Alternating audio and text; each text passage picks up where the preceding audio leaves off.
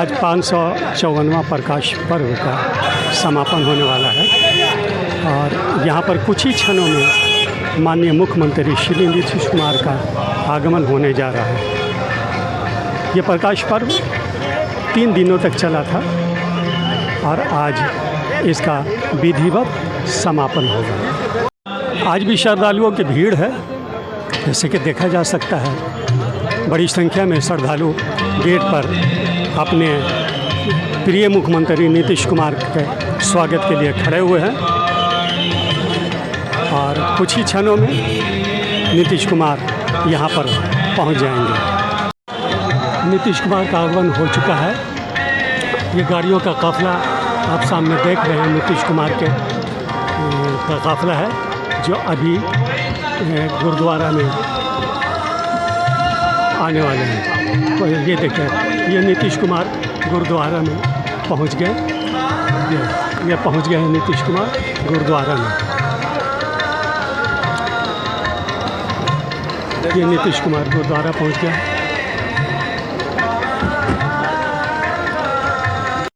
नीतीश कुमार का स्वागत किया जा रहा है, जैसा कि देख सकते हैं। गुरुद्वारा प्रबंधन समिति के लोग उन्हें शाल पहना रहे हैं।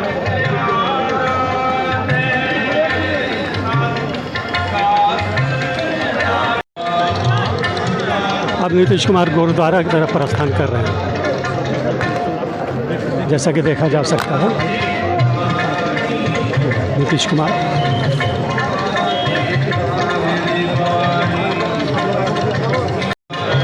भव्य स्वागत हो रहा है नीतीश कुमार का।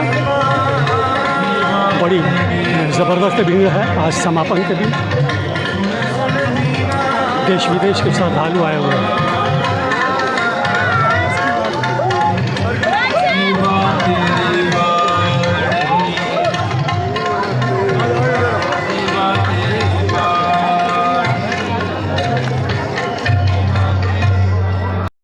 और नीतीश कुमार मंदिर की तरफ जा रहे हैं। उनके पीछे बड़ा काफिला है। नीतीश कुमार अभी मंदिर में पूजा कर रहे हैं। आप पूजा के पश्चात वो पुनः गुरुद्वारा में आएंगे। संभवतः कुछ आदेश भी दे, घोषणाएं भी करें, जैसा कि लग रहा है।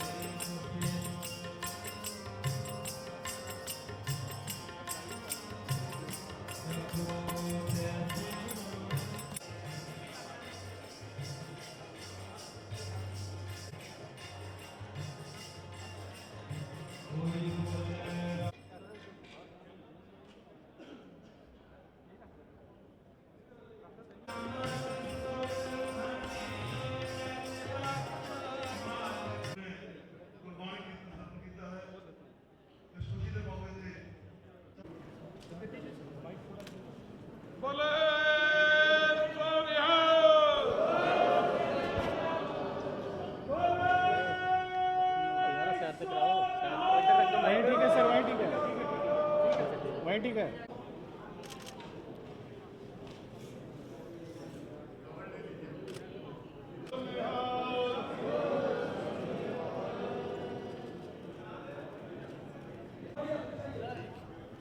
थोड़ा पीछे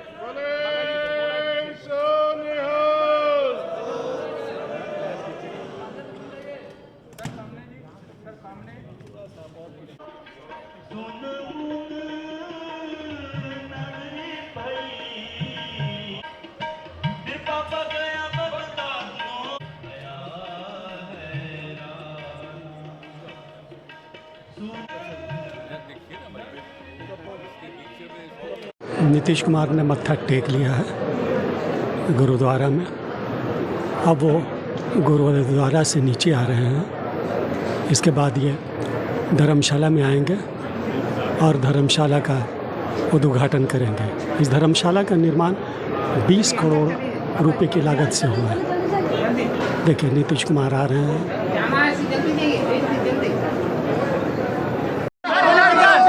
नीतीश कुमार उद्घाटन कर रहे हैं। बहुत रश है, बहुत भीड़ है। यार बीच में बैठो यार। देखिए नीतीश कुमार ने उद्घाटन किया धर्मशाला का, जो 20 करोड़ की लागत से बना। ये 20 करोड़ की लागत से धर्मशाला बना है। मोबाइल नीचे कर रहे हो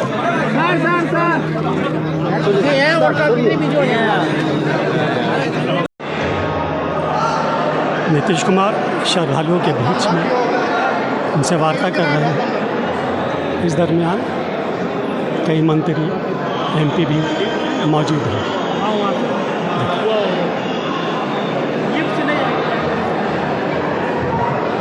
मैं आपको लगातार दिखला रहा हूँ।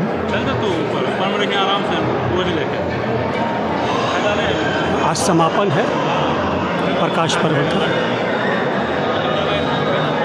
और समापन के शुभ अवसर पर नीतीश कुमार यहाँ पहुँचे।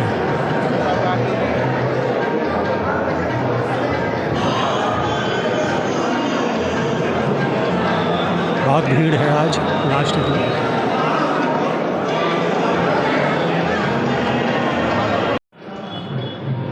ये पहाड़ियाँ हैं और पहाड़ी के ऊपर भी एक मंदिर है। नीतीश कुमार अभी लंच ले रहे हैं। लंच के बाद वह फिर यहाँ आएंगे और ये देखिए इसी में लंच ले रहे हैं, और फिर यहाँ से वो पटना के लिए प्रस्थान कर जाएंगे। ये धर्मशाला और सामने जो मंदिर है उसके निर्माण पर 30 करोड़ रुपए खर्च किए गए हैं। प्रयास किया गया है कि बेहतर तरीके से इसका निर्माण हो और अधिक से अधिक अतिथि इस धर्मशाला में रह सकें।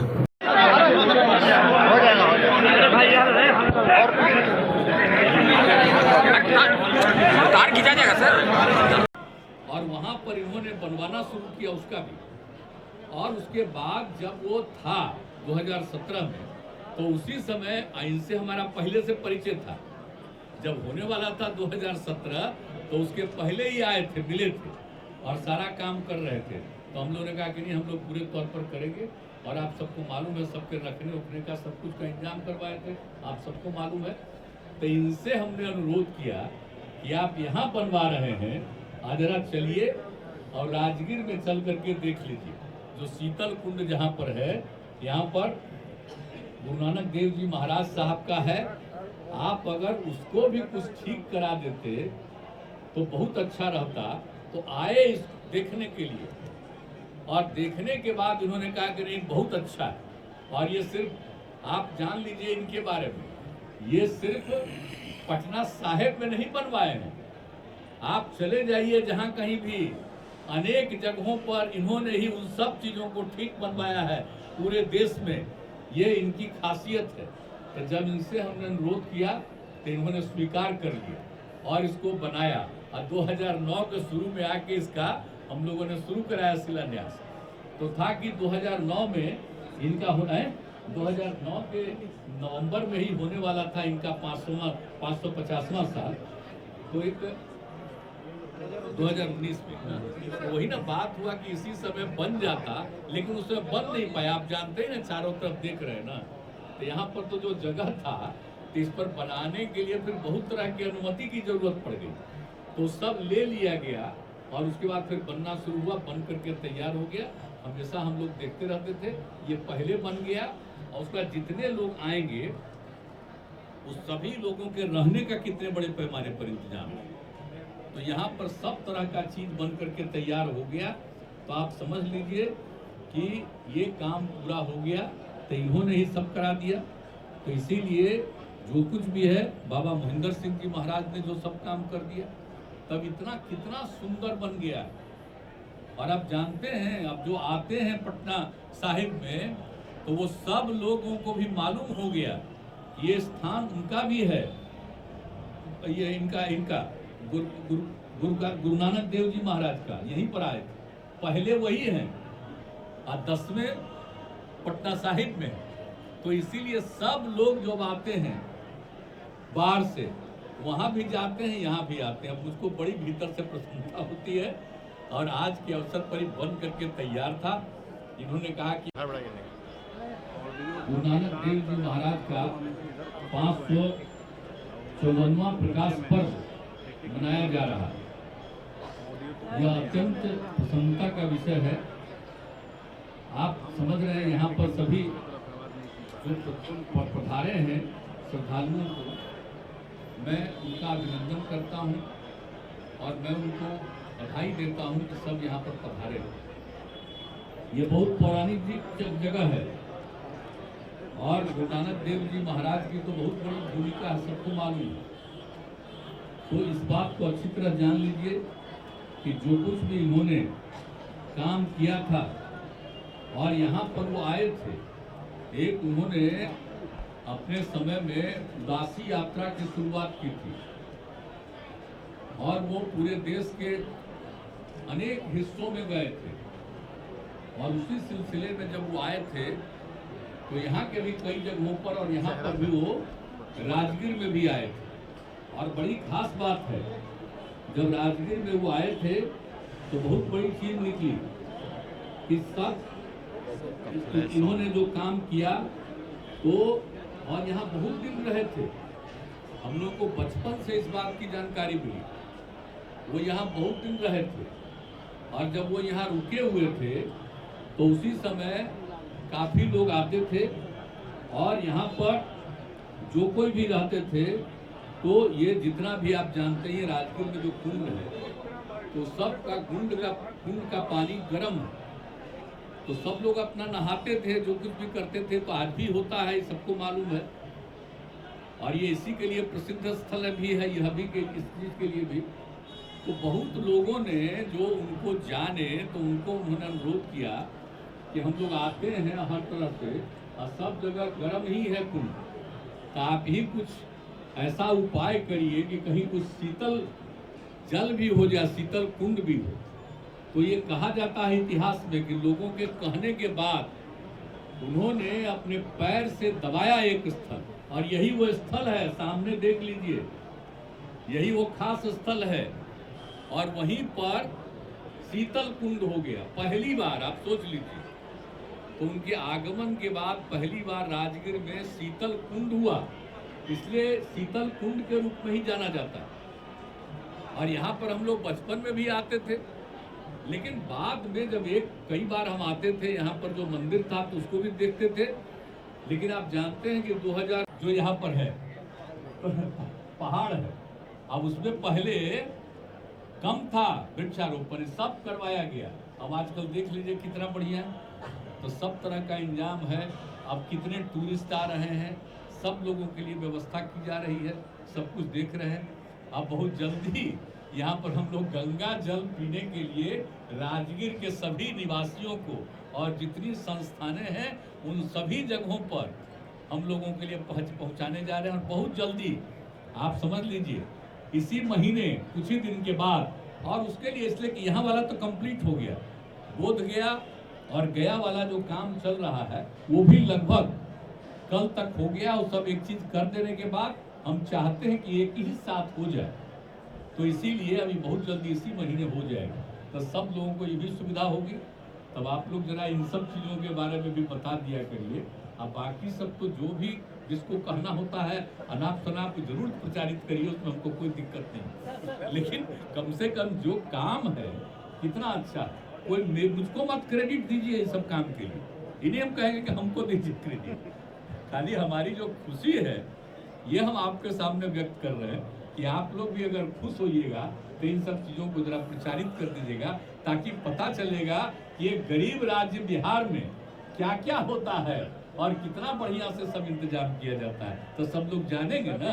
आज देश भर में तो कुछ नहीं हो रहा है, लेकिन प्रचार कैसा चल रहा है। तो इसलिए इसको आप लोग ध्यान रखिएगा।